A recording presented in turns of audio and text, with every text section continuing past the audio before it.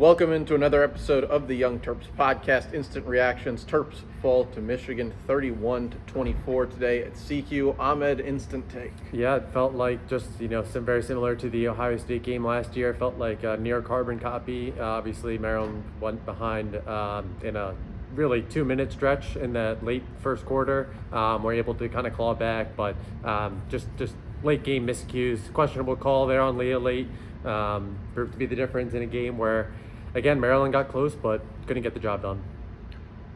Yeah, really similar to the Ohio State game. I will say I've been critical of the program, where it's at on this podcast, on the Terp Talk post-game show, basically any platform that really had over the last couple of weeks, and I'm proud of somebody that came to the game was hopeful, in our pod earlier this week, but really strong performance to fight back when the game was a 20-point difference. I was looking up at that scoreboard thinking, is today like a 70-10 type day? Is this really going to unravel here? I mean, there was a great Michigan contingent in terms of fans that was here. They were definitely amped up for a lot of reasons. A little bit too much in the post-game celebration, storming the field of an opposing opponent. That's a bit of a classless move, but overall, I mean, it was progress last year. I'm not sure you can necessarily call it progress this year, but after some of the performances, especially the last one here against Penn State, definitely a much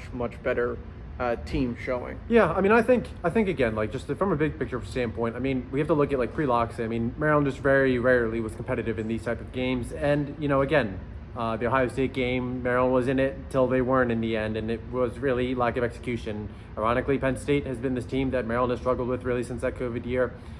This is the second straight year that Maryland has really challenged Michigan. Maryland scored 17 points. 24 points. That was the most that Michigan has allowed in a game this season by at least a touchdown. So there were a lot of good things, and I think that, again, when you kind of look at Maryland just as a program, just not for, really just not getting just dominated for a 60-minute stretch, I think that thing kind of helps Maryland just kind of continue to ascend. And again, until Maryland does it, the checkpoint will be for Maryland to pull off that win.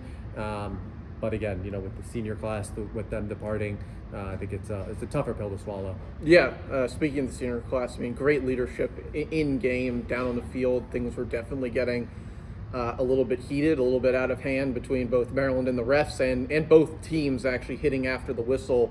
It was a rare game that you don't see any real until, I guess, Tyche Johnson's last penalty. It was surprising to not see many late hits because there were guys taking spills well after the whistle, non-sportsmanlike conduct penalties thrown in this game.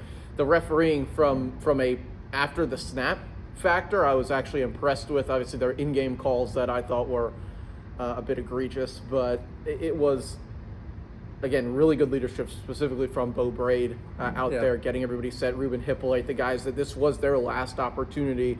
And like I said earlier in this week, that has impact on a team when you hear the coaches, the way they've talked about them. And just, and Bo said it in his post-game press conference, but still real shame they couldn't pull those two games off at Northwestern and here against Illinois, because this team showed, I think, today that they may be better than their record even if they win next week and win the bowl game. They just fell short in moments where they didn't show up ready to play. Yeah, again, I think, when you look at, again, it goes back to just, pre-Loxley and versus now. I mean, you definitely look at this team and you can clear that it's very clear that this team is more talented than in years past. So, again, I think all those guys, Ruben Hippolyte, Dante Trader, I know he wasn't a senior, but, Bo Braid, all those guys, I don't think it's a surprise that when you hear about the player-led culture and just the team standard and whatnot, and you see those guys, all really just great guys on and off the field, all really close friends. So I think that all, again, just kind of capitalizes on just Maryland missing on that opportunity today to pull off that win, to give that senior class the move. But again, like you said, Bo Braid looked really good. Talia Tagovailoa definitely had his moments. Obviously finished with 3 turnovers in the loss, 2 interceptions, 1 strip sack for a touchdown there. But again, I think a lot of the key contributors were kind of able to step up, and just feels like a game of what ifs late. Yeah, definitely does. Speaking of those what ifs, the unit that left them capable to make that happen, the defense specifically in the second half, really, really impressive performance today against Blake Corum and Donovan Edwards, who went out of the game with an injury. Yeah, I thought it was really good. I mean, you look no further, really, just in the last two drives for Michigan, or excuse me, for Maryland's defense against that Michigan offense, where they came down with Michigan came out with the interception and started at the Maryland 40, and Maryland did a good job forcing a punt.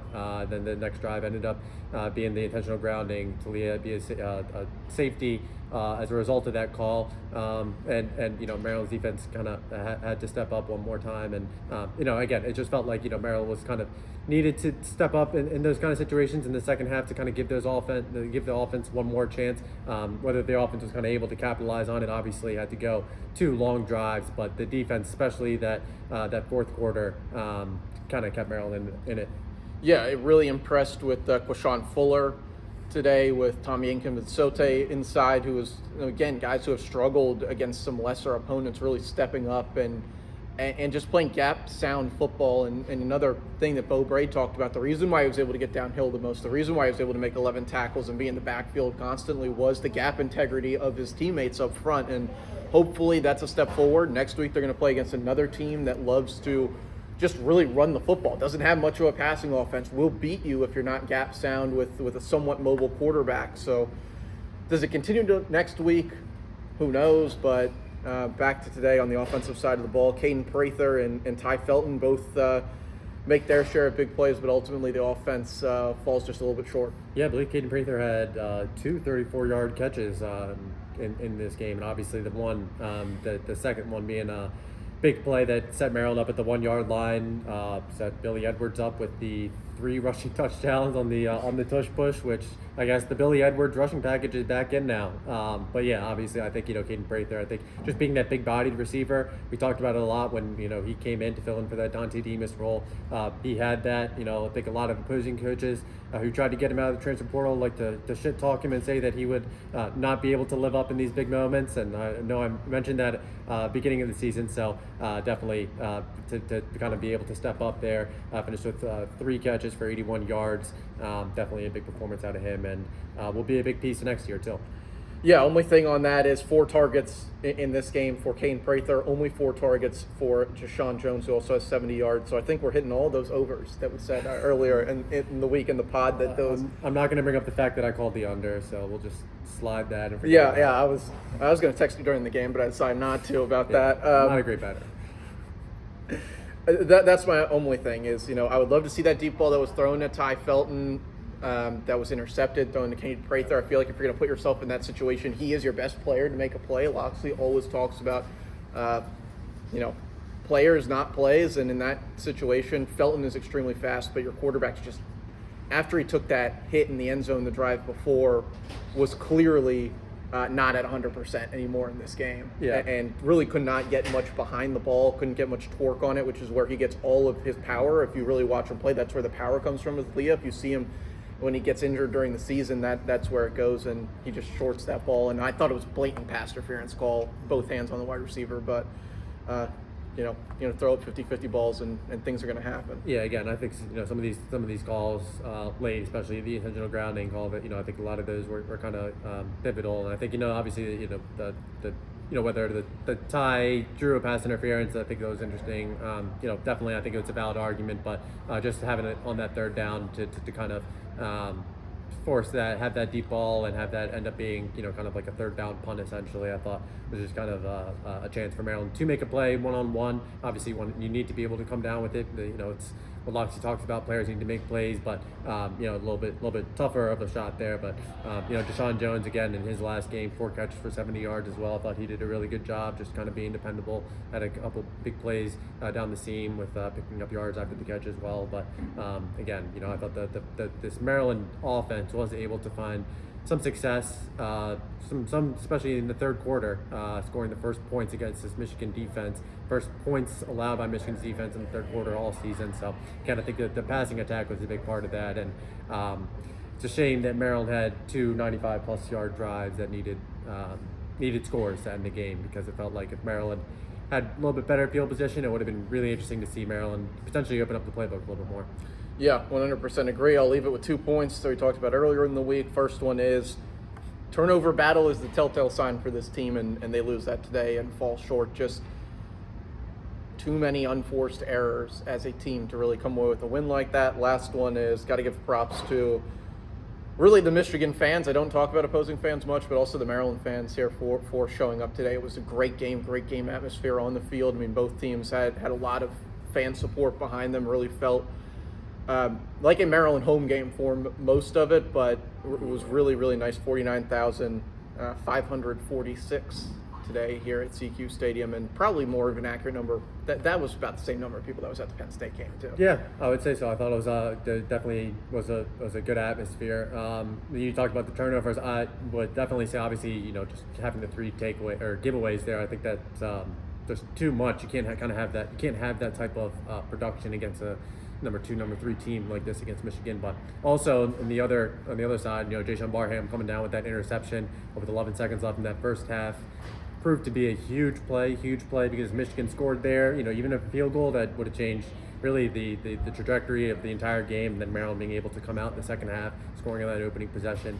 Just felt like Maryland was able to do shades of it, like 80% of the way there.